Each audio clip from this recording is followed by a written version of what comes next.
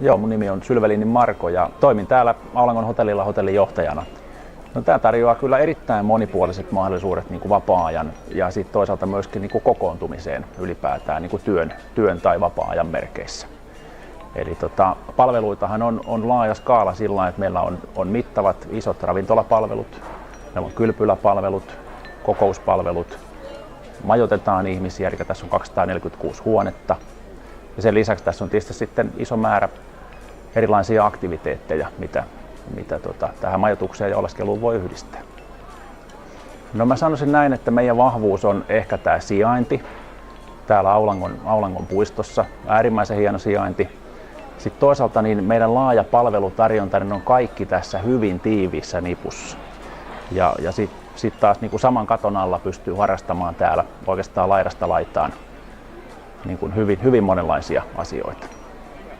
No ne on tietysti sisäliikuntaan liittyvät asiat.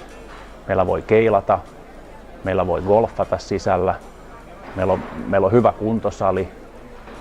Meillä on tietysti kylpylä, jossa on liukumäkiä, jossa on kunnon sisäuima-allas.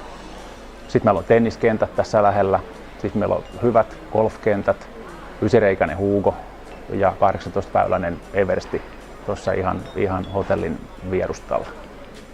No kyllä käytännössä on niin, että hotellitoiminta on osa tätä isoa kokonaisuutta, että toki merkittävä, mutta käytännössä kyllä me niin kuin toimitaan niin kuin tämmöisenä tapahtuma- tai elämyskeskuksena, jos näin voisi sanoa, että on kuitenkin niin laaja skaala palveluita, että hotellipalvelut toki tukee sitä yhtenä, mutta että merkittävä osa tulee sitten kaikesta muusta. Tulee kokoontumisesta, ravintoloista, kylpylästä, vapaa-ajan vietöstä ja harrastamisesta ylipäätään.